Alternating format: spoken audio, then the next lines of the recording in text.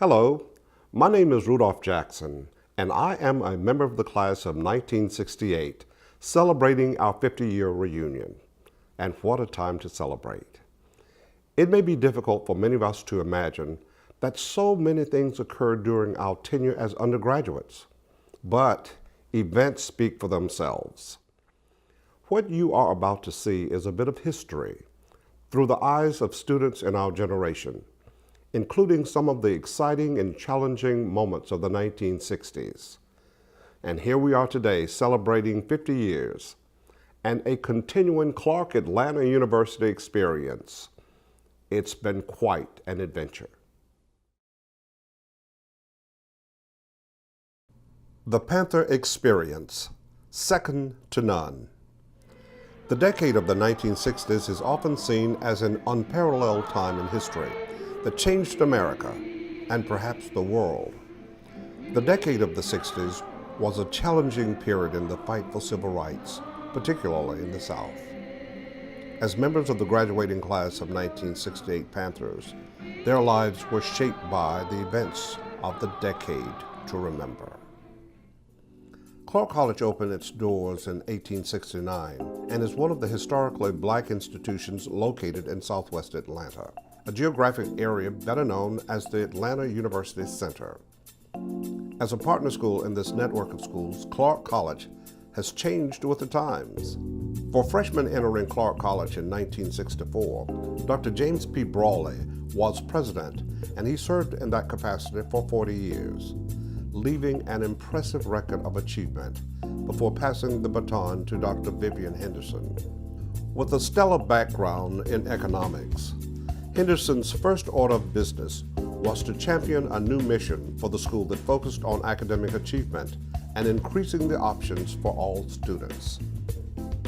It was during this phase of expanding ideas and options that led to the eventual on-air presence of radio station WCLK.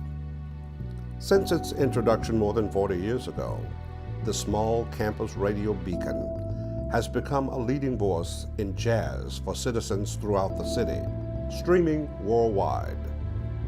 The network of institutions in the Atlanta University Center formed a strong alliance for many years in terms of scholarship, educational excellence, and opportunities for all students, especially the underserved. This educational alliance included Atlanta University, a premier academic partner serving graduate students, Clark College and Morris Brown College, two highly respected undergraduate institutional programs catering to both males and females, Spelman College, an outstanding undergraduate college serving females, Morehouse College, a one-of-a-kind academic college for men, and the Interdenominational Theological Center, ITC, preparing students for the ministry and to lead churches and religious organizations throughout the country. In this rich, culturally diverse environment, these institutions found novel ways to provide interdisciplinary education. For students at Clark and other schools in the center, the 1960s represented a time in which the entire country appeared to be on the verge of an economic and social awakening. No one knew what might take place next, but America itself was coming of age. Atlanta experienced tremendous growth in the 60s as city attractions exploded. It was also during this period that Atlanta attracted several organizations, such as a professional baseball team, no longer the Milwaukee Braves, but now the Atlanta Braves. Delta, the hometown airline, was poised to anchor the busiest airport in the nation, the Hartsfield-Jackson International Airport.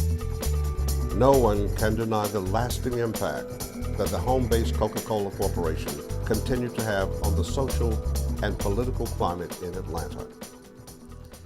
It was against these advances in business and entertainment that the city and state faced some of its most intractable social and political issues.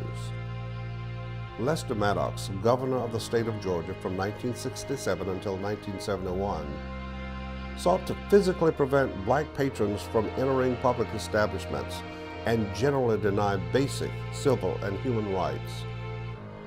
Naturally, this became a national concern and highlighted the fact that despite the passage of the 1964 Civil Rights Act and the 1965 Voting Rights Act, vestiges of Jim Crow were still alive and well. To a large degree, the city of Atlanta reflected the mood and temperament of America during the 1960s. Many of the major events of the day were being shaped by things occurring in other parts of the world, especially Southeast Asia. The war in Vietnam was at a fever pitch, and male students at Clark College faced the decision of whether to delay a college education or devote full time to what seemed to be an endless campaign of war and upheaval. The military draft gave young men little or no option. There was some impact, knowing that there were many of the young men who might have had to leave school to go and serve in the Vietnam War. I do remember also, in addition to the Vietnam War, that was during the time that the Civil Rights Act was signed. And you also had the Housing Act. So there were a lot of things going on during the 4 years that I attended Clark, and which was a great exposure because we are probably the only class that experienced what we went through. It's just amazing to think back and say, you know, when I first came to Clark, we had telephones, we had no computers, and now we have smartphones and we have notepads. So it was quite an experience, but I believe because we didn't have a lot of social media, we as students were much closer together. In face of the demand for more troops in Southeast Asia and escalations in the war effort, troubling events continued to unfold in the city of Atlanta. There was fierce opposition to the war among a great number of citizens, both black and white. The issue was particularly salient among black men who were asked to fight in Vietnam while still being treated as second-class citizens at home. It was in this environment that politics and the career of Julian Bond became a flashpoint. Bond himself was a graduate of Morehouse College and one of the founding members of the Student Nonviolent Coordinating Committee, also known as SNCC. After being elected to represent his district in the Georgia House of Representatives, his fellow legislators refused to seat him because of his strong opposition to the Vietnam War. It was only after a U.S. Supreme Court ruling that actions by the Georgia legislature had been unconstitutional, Bond was sworn in and seated in 1967 as the representative of his district. He served in that capacity until elected to the Georgia Senate in 1974. Similarly, in the field of education, Elridge McMillan, a graduate of Clark College, began a personal campaign to improve the state's standing in the field of higher education. He later became president of the Southern Education Foundation, as well as a longtime member of the Clark College and later the CAU Board of Trustees. His efforts to bolster educational opportunity for citizens throughout the state of Georgia foreshadowed his appointment as the first African American to serve as chairman of the Georgia Board of Regents. Bond and McMillan are just two examples of how alums from the Atlanta University Center helped to shape modern-day Atlanta. And just 1 month before graduation, members of the class of 1968 experienced a social earthquake, the assassination of Reverend Martin Luther King Jr., a drum major for social change and the greatest civil rights leader of our times. Neighborhoods all over the country erupted in flames and protests. Students throughout the AU Center were also impacted by these events. In face of this challenge, the city made it a priority to form political, social, and educational coalitions that in many ways have become the signature of how Atlanta operates. through insightful leadership aimed at ensuring the ongoing viability of all academic programs.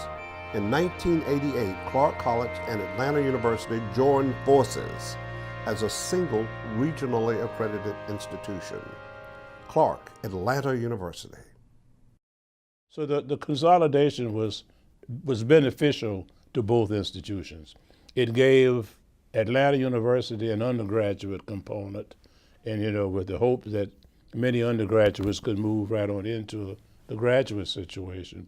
But it brought with it to Clark College some of the steeped kind of legacy that Atlanta University had that Clark College didn't have. It had a great legacy, it still does. The school offers several undergraduate, graduate, and professional degrees and provides an opportunity for all students to explore a range of career options. I'd like to applaud us for celebrating our golden anniversary. We've lost class members to death, but we have so many class members that we have managed to stay in touch with. As I said before, we've been very successful. We have been true to our alma mater, and I hope that that's something that we will continue to do to give back to Clark Atlanta University. The 1968 class of Golden Panthers fused the CAU experience with a great deal of pride and optimism for the future, celebrating a one-of-a-kind learning experience. Go Panthers!